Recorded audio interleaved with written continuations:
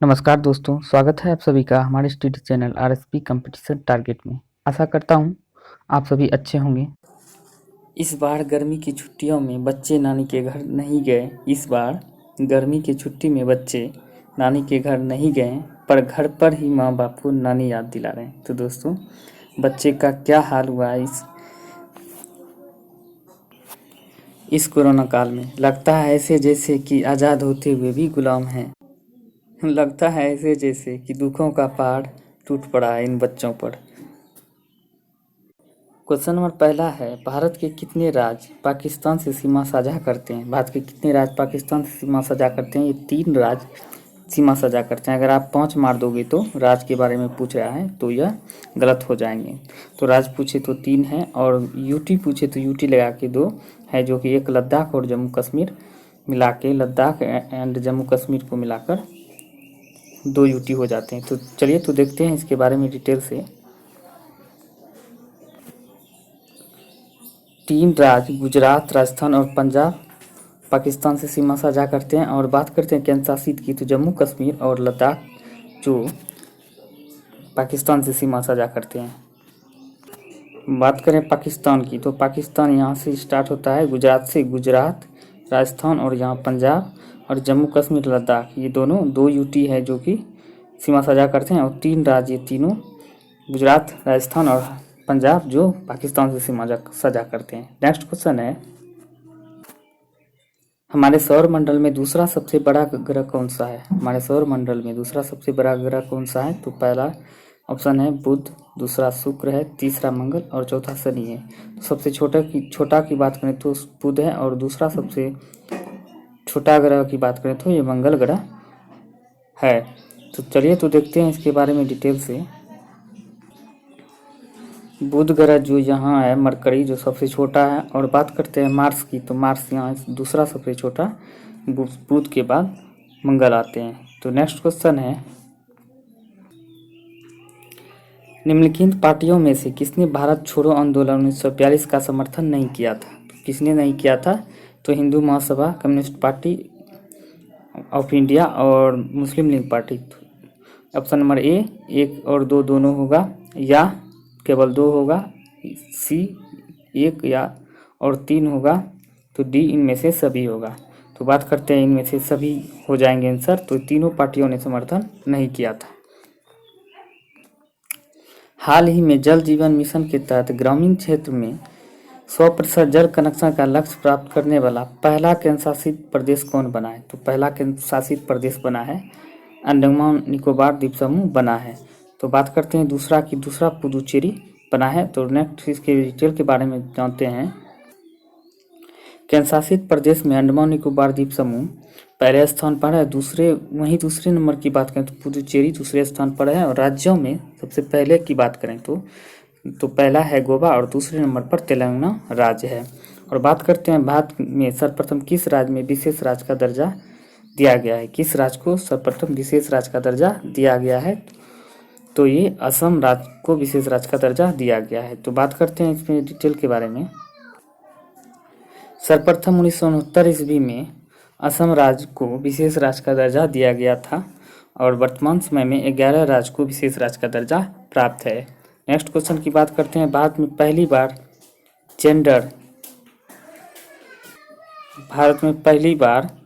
Gender budget कब पेश हुआ था?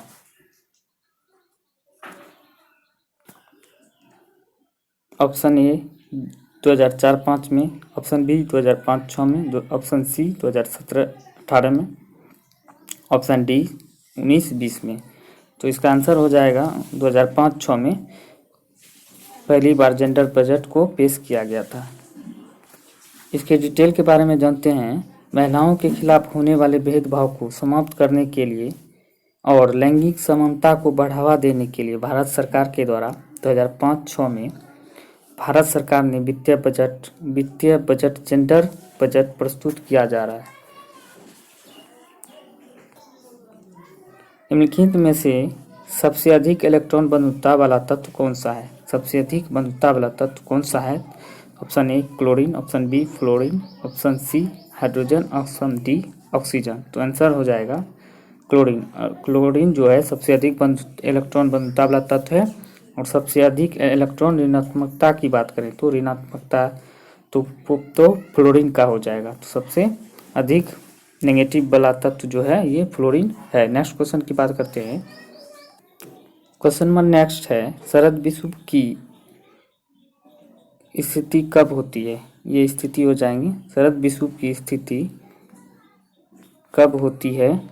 तो यह ऑप्शन देखते हैं। तो option A 21 March, option B 22 नवंबर, ऑप्शन सी 22 अक्टूबर, ऑप्शन डी 23 सितंबर। तो आंसर हो जाएगा 23 सितंबर को शरद विषुव की स्थिति होती है। आइए तो इसकी डिटेल के बारे में जानते हैं। शरद विषुव की स्थिति 21 मार्च और 23 सितंबर को सूर्य विषुवत रेखा पर लंबवत चमकता है। ऐसी स्थिति में सर्वत्र 3 व रात की अवधि बराबर होती है। 3 व रात की अवधि के बराबर रहने एवं ऋतु की समानता के कारण इसे विषुव या समरात दिन कहते हैं। 21 मार्च को वसंत विषुव की स्थिति एवं 23 सितंबर को शरद विषुव की स्थिति होती है। नेक्स्ट क्वेश्चन की बात करते हैं। प्रकाश के एक माध्यम से दूसरे माध्यम में जाने पर इनमें से क्या नहीं बदलता है? तो यह ऑप्शन देखते हैं। ए तरंगदैर्घ्य, बी आवृत्ति, सी वेग और डी ए बी दोनों।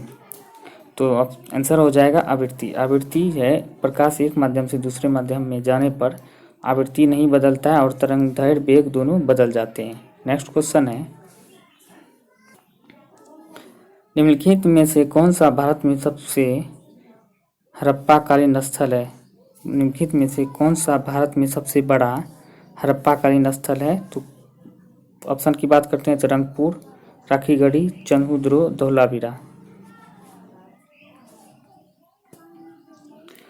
राखीगढ़ी आंसर हो जाएंगे। तो भारत का सबसे बड़ा हड़प्पाकालीन स्थल राखीगढ़ी है। तो इसके डिटेल के बारे में जानते हैं।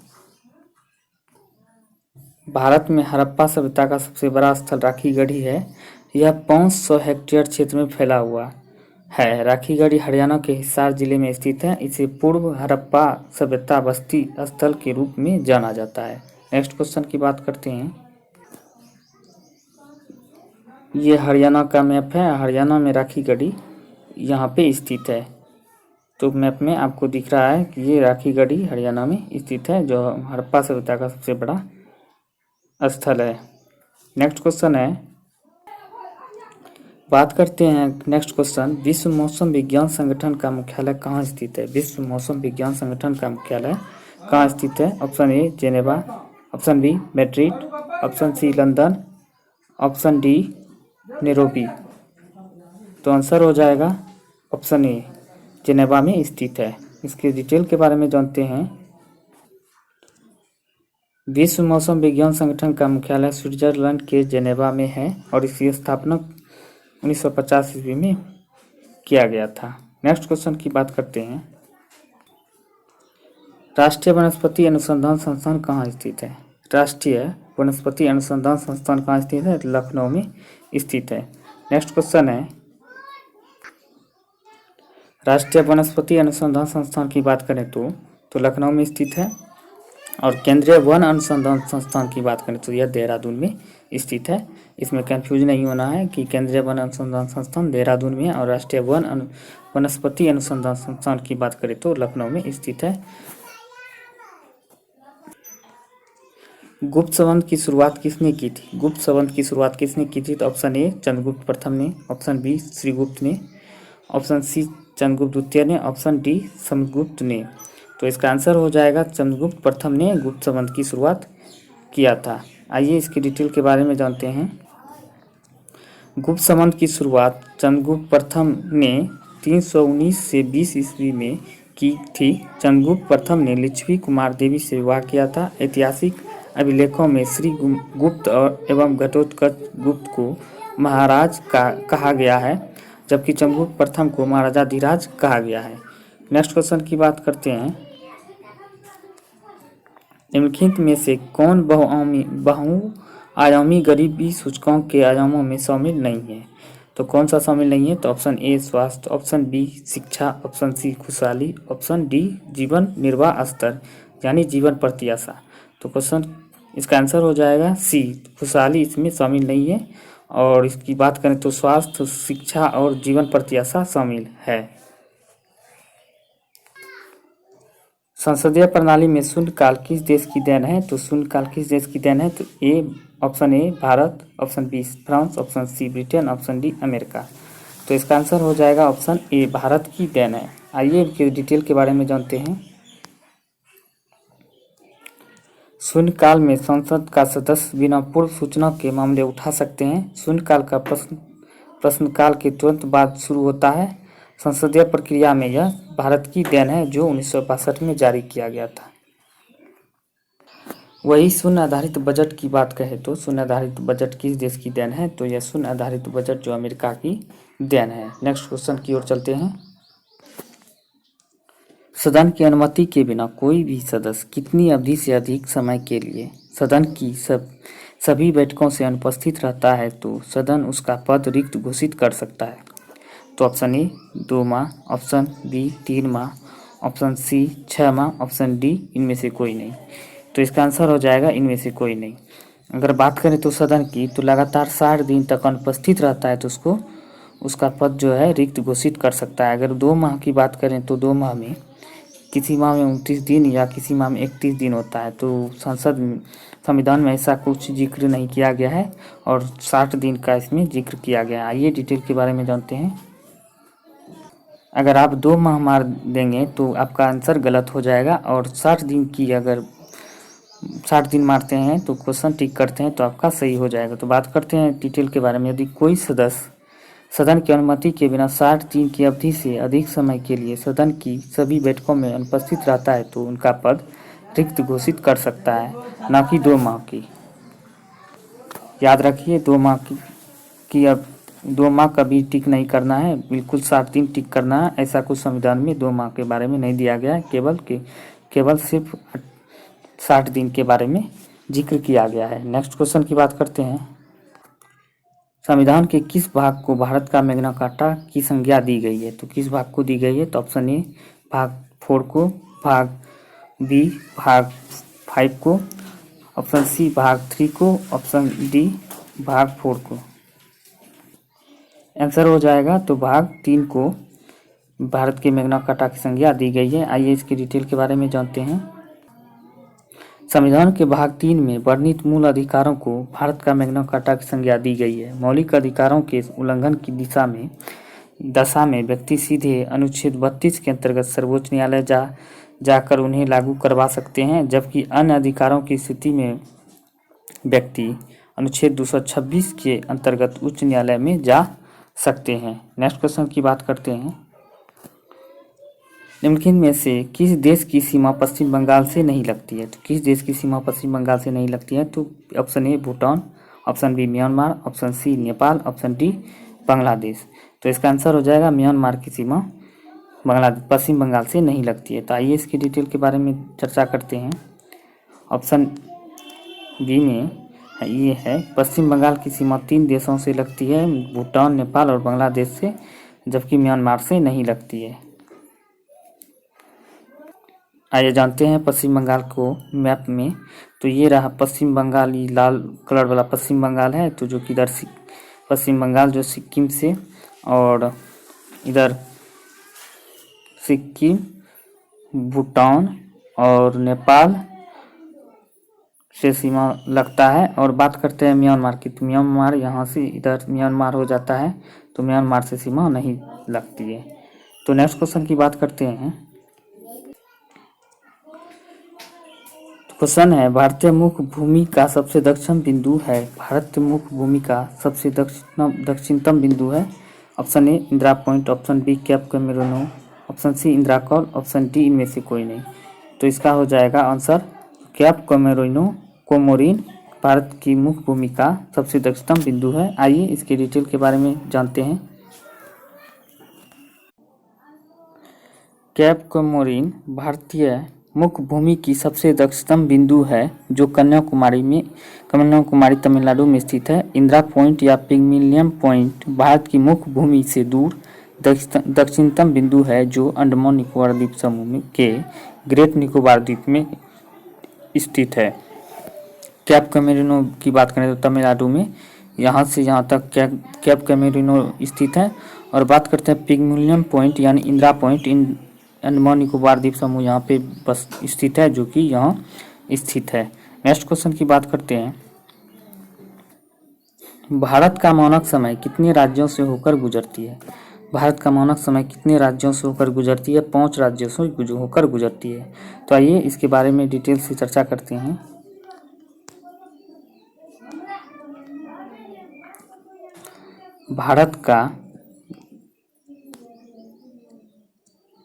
भारत में 82.5 डिग्री पूर्वी देशांतर को भारत का मानक समय माना गया है। और भारत का मानक समय 5 राज्यों से होकर गुजरती है: छत्तीसगढ़, उत्तर प्रदेश, आंध्र प्रदेश, मध्य प्रदेश और उड़ीसा। इसका ट्रिक है 36 अंधा MP UP में उड़ी। 36 अंधा MP UP में उड़ी में साइलेंट रहेगा, उड़ी से उड़ीसा हो जाएगा। तो बात करते हैं नेक्स्ट क्वेश्चन की। हाल ही में ऑस्ट्रेलिया ने अपने राष्ट्रगान के कुछ अंशों में परिवर्तित किया है।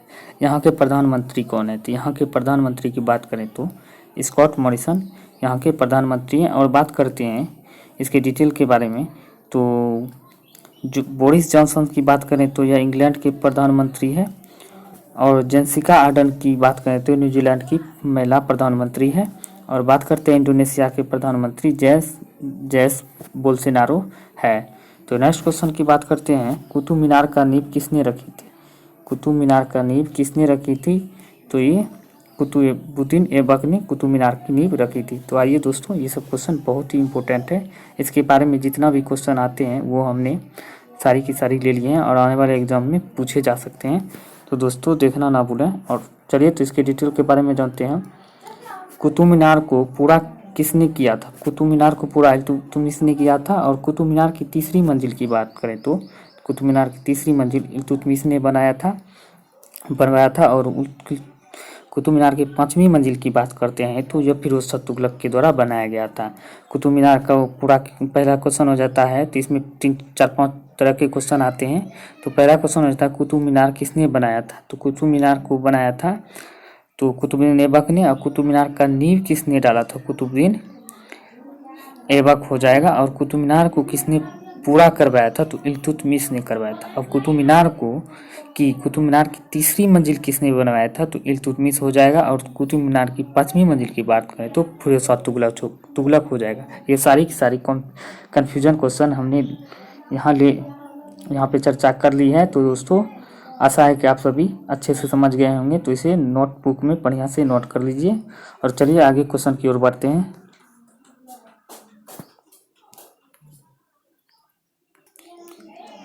इंद्रधनुष क्रांति किससे संबंधित है? इंद्रधनुष क्रांति किससे संबंधित है? तो पहला नंबर उद्योग से, दूसरा कृषि से,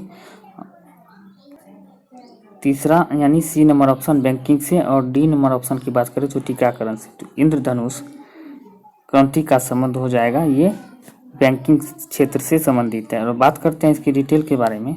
तो इंद्रधनुष क्रांति का संबंध हो जाएगा बैंकिंग से। और इंद्रधनुष मिशन की बात करें तो ये टीकाकरण से संबंधित है। तो नेक्स्ट क्वेश्चन की बात करते हैं। साइन लैंग्वेज दिवस कब मनाया जाता है?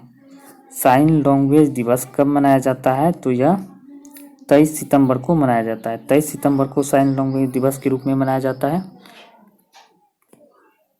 बात करते हैं रेंगती हुई मृत्यु किसे कहा जाता है? रेंगती हुई मृत्यु किसे कहा जाता है? बीमारी को, महामारी को, दोष को, मृदापर्दन को। तो आंसर हो जाएगा मृदापर्दन को रेंगती हुई मृत्यु कहा जाता है। और बात करते हैं इसके नेक्स्ट के बारे में। मृदापर्दन दिवस 5 दिसंबर को मनाया जाता है। और हमारे देश में मिट्टी की बात करें तो मिट्टी को कुल 8 भागों में बांटा गया है। और नेक्स्ट क्वेश्चन की बात करते हैं। संयुक्त राष्ट्र संघ के सुरक्षा परिषद के अस्थायी सदस्य कितने देश हैं? संयुक्त राष्ट्र संघ के सुरक्षा परिषद के अस्थायी सदस्य देश कितने हैं? तो option number A 5, option number B 7, option number C 3, option number D की बात करें तो 9। तो इसका आंसर हो जाएगा ऑप्शन नंबर ए, यानी 5 सदस्य देश हैं। तो कौन कौन है, चलिए इसके बारे में चर्चा करते हैं। संयुक्त राष्ट्र संघ की सुरक्षा परिषद के अस्थायी सदस्य देश हैं रूस, चीन, अमेरिका, फ्रांस, ब्रिटेन इसके अस्थायी मेंबर है। और बात करते हैं इसके ट्रिक के बारे में, तो इसका ट्रिक है रूसने पर फेस, यानी रूसने पर फेस कैसा होता है? तो रूस से रूसने से रूस, अब फिर एफ से हो जाएगा फ्रांस, और ए से हो जाएगा अमेरिका, सी से होगा चाइना, और ई से हो जाएगा इंग्लैंड।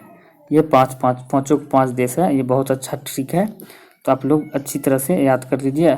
तो बात करते हैं नेक्स्ट कि वर्तमान समय में राष्ट्र संघ के अध्यक्ष कौन है? वर्तमान समय में संयुक्त राष्ट्र संघ के अध्यक्ष की बात करें तो एंटोनियो गुटेरेस, जो पुर्तगाल देश के हैं। और नेक्स्ट क्वेश्चन की बात करते हैं, विश्व महिला दिवस कब मनाया जाता है? विश्व महिला दिवस कब मनाया जाता है? तो ऑप्शन नंबर ए 19 दिसंबर, option number B 8 March, option number C 13 फरवरी, ऑप्शन नंबर डी इनमें से कोई नहीं। तो 8 मार्च को विश्व महिला यानी अंतर्राष्ट्रीय महिला दिवस के रूप में मनाया जाता है। और बात करते हैं भारतीय महिला दिवस के बारे में, तो भारतीय महिला दिवस 13 फरवरी को मनाया जाता है। 13 फरवरी को सरोजिनी नायडू के जन्म दिवस पर मनाया जाता है। और पुरुष दिवस की बात करें तो 19 नवंबर को पुरुष दिवस मनाया जाता है। पुरुष को अपना ही दिवस याद नहीं रहता है, और महिलाओं का दिवस तो सबको याद रहता है, लेकिन अपना ही दिवस पुरुष भूल जाते हैं। तो बात करते हैं 19 नवंबर को पुरुष दिवस, शौचालय के साथ आप मनाइए। शौचालय दिवस भी 19 नवंबर को मनाया जाता है। आप लोग को याद रहे पुरुष दिवस के साथ साथ शौचालय दिवस भी है। तो नेक्स्ट क्वेश्चन की बात करते हैं, हाल ही में रेलवे का कौन सा जोन 100% विद्युतीकरण होने वाला पहला जोन बना है? तो बात करते हैं तो यह पश्चिम मध्य रेलवे बना है, हाल ही में बना है। तो इसके डिटेल के बारे में चर्चा करते हैं। पश्चिम मध्य रेलवे जबलपुर में है, पश्चिम मध्य रेलवे जबलपुर में है, जो हाल ही में 100% विद्युतीकरण होने वाला पहला जोन बना है। नेक्स्ट क्वेश्चन की बात करते हैं, दक्षिण भारत की सबसे ऊंची चोटी कौन सा है? दक्षिण भारत की सबसे ऊंची चोटी कौन सा है? दक्षिण भारत की सबसे ऊंची चोटी ए नंबर अनामुदी, बी दुराबेटा, सी हिमालय, और डी कार्डमम पहाड़ी। तो आंसर हो जाएगा ऑप्शन नंबर ए अनामुदी दक्षिण भारत की सबसे ऊंची चोटी है। और बात करते हैं दक्षिण भारत की सबसे ऊंची चोटी अनामुदी है, जबकि नीलगिरी की सबसे ऊंची चोटी दुराबेटा है। नेक्स्ट क्वेश्चन है, बिहार में नगर परिषदों की वर्तमान में संख्या कितनी है? बिहार में नगर परिषदों की वर्तमान में संख्या की बात करें तो option number A 49, option number B 83, option number C 150, और डी की बात करें तो 121। तो इसका आंसर हो जाएगा तो 83 हो जाएगा। हाल ही में बिहार सरकार के द्वारा कुछ नगर परिषदों में इंक्रीज किया गया है। तो बिहार में नगर परिषदों की वर्तमान संख्या इंक्रीज जो हुआ है 49 से बढ़ाकर 83 कर दिया गया है। तो बात करते हैं नेक्स्ट क्वेश्चन की, रिजर्व बैंक की स्थापना के समय मुख्यालय कहाँ था? रिजर्व बैंक के स्थापना के समय इसका मुख्यालय कहाँ पर था? तो बात करते हैं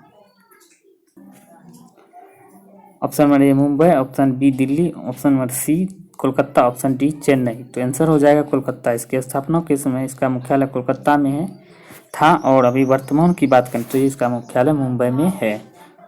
नेक्स्ट क्वेश्चन है, अंतर्राष्ट्रीय सौर गठबंधन का मुख्यालय कहाँ है? अंतर्राष्ट्रीय सौर गठबंधन का मुख्यालय कहाँ है? तो ऑप्शन ए चीन, option B Bharat, option C USA, option C France. तो इसका आंसर हो जाएगा भारत में। एकमात्र अंतर्राष्ट्रीय सौर गठबंधन का मुख्यालय है जो भारत में स्थित है। आइए इसकी डिटेल के बारे में जानते हैं।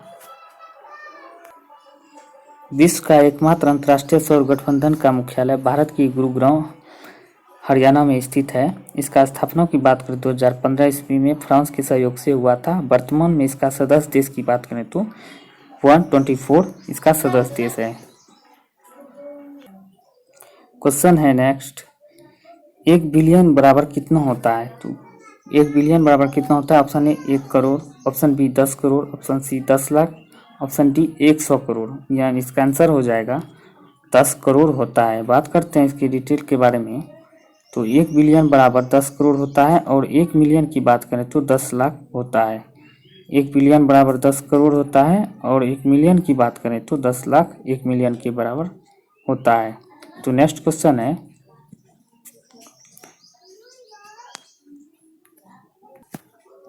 संविधान के किस भाग में ग्राम पंचायतों की स्थापना की बात कही गई है?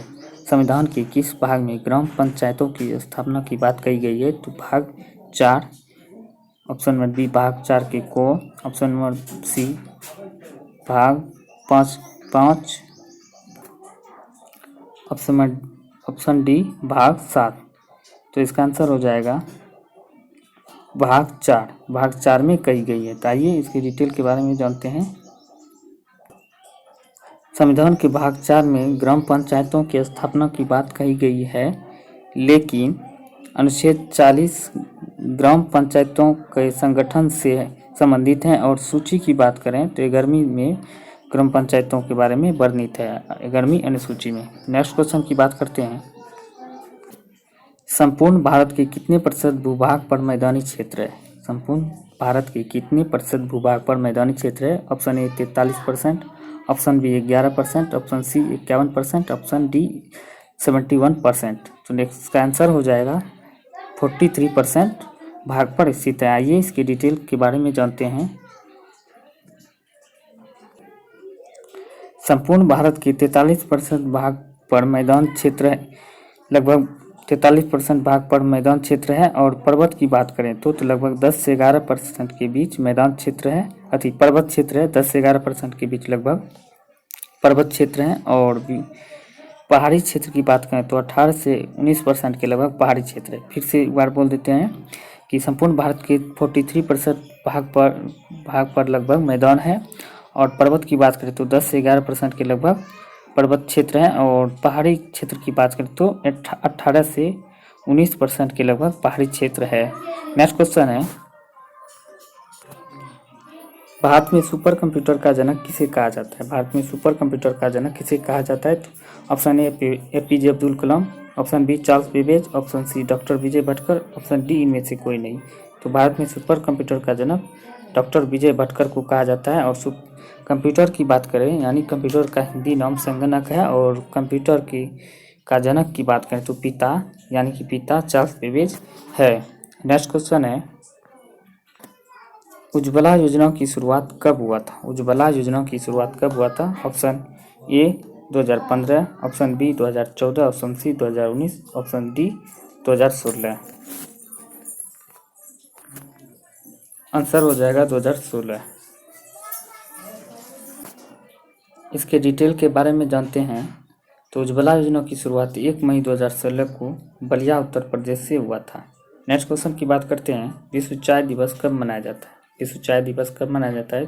ऑप्शन ए 21 मई, ऑप्शन बी 1 मई, ऑप्शन सी 21 अक्टूबर, ऑप्शन डी 1 अक्टूबर। तो इसका आंसर हो जाएगा 21 मई को मनाया जाता है। ये इसके डिटेल के बारे में चर्चा करते हैं। विश्व चाय दिवस 21 मई को मनाया जाता है, जबकि विश्व कॉफ़ी दिवस 1 अक्टूबर को मनाया जाता है। टीबी उन्मूलन का लक्ष्य रखा गया है, तो यह लक्ष्य रखा गया है कब तक? तो ऑप्शन ए 2030 तक, ऑप्शन बी 2025 तक, ऑप्शन सी 2022 तक, ऑप्शन डी 2024 तक। इसका आंसर हो जाएगा 2025 तक टीबी उन्मूलन का लक्ष्य रखा गया, और मलेरिया उन्मूलन का लक्ष्य 2030 तक रखा गया है। भारत में रेलवे का सर्वाधिक विस्तार किस लॉर्ड के समय में हुआ था? तो ये लॉर्ड कर्जन के समय सर्वाधिक विस्तार हुआ था। और बात करते हैं लॉर्ड डलहौजी की, तो भारतीय रेलवे का जनक लॉर्ड डलहौजी को कहा जाता है।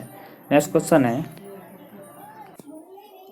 विश्व जेंडर गैप सूचकांक की बात करें तो भारत का स्थान 2021 में कौन सा रहा? तो ये 2021 में 140वां स्थान भारत का रहा। और 2020 की बात करें तो विश्व जेंडर गैप इंडेक्स में भारत का स्थान 112वां था।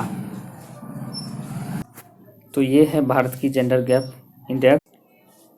बहुत ही शर्म की बात है हम सभी के लिए, 2020 में जेंडर गैप इंडेक्स 112 था, और 21 में 140 चला गया, जो कितना बहुत ज़्यादा डिस्टेंस है। तो हम लोगों को इसका सुधार करना चाहिए। चलिए तो नेक्स्ट क्वेश्चन के बारे में जानते हैं। राजीव गांधी पुरस्कार में कितनी राशि दी जाती है? राजीव गांधी पुरस्कार में कितनी राशि दी जाती है? तो यह देखते हैं। तो option A 5 lakh, option B 10 lakh, option C 25 lakh, option D 25 crore. Rajiv Gandhi पुरस्कार में 25 लाख रुपये दिए जाते हैं। तो हाल ही में इसका पुरस्कार की राशि पर 10 लाख से बढ़ाकर 25 लाख कर दिया गया है। नेक्स्ट क्वेश्चन है, एक बार में कितने पास्कल के बराबर होते हैं? एक बार कितने पास्कल के बराबर होते हैं? तो 105, option B 110, option C 90, option D 50। तो एक बार तो 105 पास्कल के बराबर होते हैं। नेक्स्ट क्वेश्चन है, मिट्टी के तेल में किन किन धातुओं को रखा जाता है? मिट्टी के तेल में किन किन धातुओं को रखा जाता है? तो ऑप्शन ए है लिथियम, सीजियम, सी है सोडियम और डी है सभी। इन सभी धातुओं को मिट्टी के तेल में रखा जाता है। नेक्स्ट क्वेश्चन है, किस परमाणु का व्यास सबसे बड़ा होता है? किस परमाणु का व्यास सबसे बड़ा होता है? तो बात करते हैं क्लोरीन, ब्रोमीन, फ्लोरीन और आयोडीन की। तो सबसे बड़ा व्यास होता है आयोडीन की सबसे बड़ा व्यास होता है। तो इसका वर्षसारणी के वर्ग 17 में दिया गया है, वहाँ से आप इसका डिटेल देख सकते हैं। सचिन तेंदुलकर को भारत रत्न पुरस्कार कब दिया गया था? सचिन तेंदुलकर को भारत रत्न पुरस्कार कब दिया गया था? 2015 ईस्वी में, 2014 ईस्वी में, 2016 ईस्वी में, 2012 ईस्वी में। तो बात करते हैं सचिन तेंदुलकर की। 2014 में दिया गया था। CN राव और सचिन तेंदुलकर दोनों को 2014 में भारत रत्न पुरस्कार से पुरस्कृत किया गया था। नेक्स्ट क्वेश्चन है, सांची का स्तूप किस नोट में चित्रित किया गया है? सांची का स्तूप किस नोट में चित्रित किया गया है? तो 100 रुपये के नोट में, 50 रुपये के नोट में, 200 रुपये के नोट में, 10 रुपये के नोट में।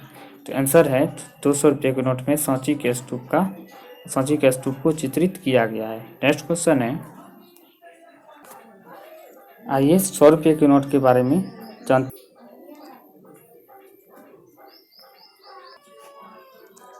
100 रुपये की नोट की बात करें तो इसका रंग बैगनी है और रानी की बाब इसमें चित्रण किया गया है। रानी की बाब का चित्रण 100 रुपये के नोट में मिलता है। रंग की बात करें तो बैगनी, इसका कलर बैगनी है। तो नेक्स्ट क्वेश्चन 50 के बारे में जानते हैं। रुपये 50 के नोट के बारे में। 50 के रुपये के नोट का रंग की बात करें तो नीले कलर का है। इसमें हम्पी के मंदिर को दर्शाया गया है। तो 200 रुपये की नोट की बात करें तो इसमें सांची के स्तूप के बारे में चित्रण किया गया है और इसका रंग पीला है, पीला इसका कलर है। और 10 रुपये के नोट के बारे में बात करते हैं। चॉकलेटी भूरा कलर है इसका और कोणार्क के सूर्य मंदिर को दर्शाया गया है। चॉकलेटी भूरा कलर 10 रुपये के नोट का है और कोणार्क के सूर्य मंदिर को दर्शाया गया है। नेक्स्ट क्वेश्चन की बात करते हैं, कोरोना बीमारी किससे फैलने वाला एक रोग है? कोरोना बीमारी किससे फैलने वाला रोग है? तो जीवाणु, विषाणु, कवक और शैवाल। तो इसका आंसर हो जाएगा तो वायरस से फैलने वाला एक रोग है। नेक्स्ट क्वेश्चन है, धोखेबाज चाइना विश्व चौधरी बनने के चक्कर में कोरोना बीमारी को पैदा कर दिया और सारे विश्व को इसके चपेट में ले लिया है, जिसका भुक्तभोगी आज सभी देश है। चाइना एक बहुत ही जालसाजी और धोखेबाज देश है। इस पे भरोसा किसी को नहीं करना चाहिए। ये अंदर ही अंदर लैब में तैयार कर रहा था करीब 4-5 वर्षों से, और ये सोच के कि कम से कम सारे विश्व पर छोड़ देंगे और अपना मौज करेंगे, राज करेंगे, विश्व चौधरी बन जाएंगे। तो ऐसा कुछ होने वाला नहीं है। नेक्स्ट क्वेश्चन की बात करते हैं, परमाणु शब्द का प्रयोग सर्वप्रथम किसने किया था? परमाणु शब्द का प्रयोग सर्वप्रथम किसने किया था? तो डेमोक्रिटस ने परमाणु शब्द का प्रयोग किया था। तो बात करते हैं इसके डिटेल के बारे में।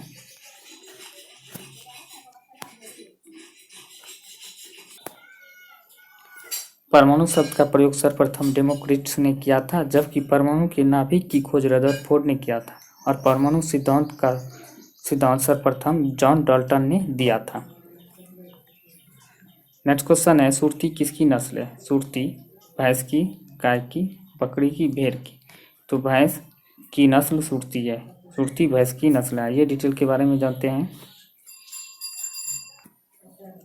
भैंस की अन्य नस्ल के बारे में बात करते हैं तो भैंस की नस्ल हो जाएगा मेसाना, मुर्रा, भदावरी, जफराबादी, सुरती आदि सब भैंस की नस्लें हैं। मेहसाना, मुर्रा, भदावड़ी, जफराबादी, सुरती आदि सब भैंस की नस्लें हैं। और बात करते हैं नेक्स्ट क्वेश्चन की, गर्म पौनी अभ्यारण्य किस राज्य में स्थित है? गर्म पौनी अभ्यारण्य किस राज्य में स्थित है? ऑप्शन ए उड़ीसा, ऑप्शन। उम्मीद करते हैं कि ये श्रृंखला आपको पसंद आ रही होंगी। कमेंट सेक्शन में ज़रूर बताएं। अगर आपको अच्छा लगेगा तो इस तरीके से हम लोग इसे जारी रखेंगे और आने वाले समय में हमारा प्रयास यही रहेगा ताकि आप किसी भी एग्ज़ाम से पहले आपकी तैयारी बेहतर हो। साथ ही साथ आप किसी भी एग्ज़ाम से पहले रिवीजन कर लें तो मैक्सिमम आपके प्रश्न एग्ज़ाम में यहाँ से आ सकते हैं। धन्यवाद।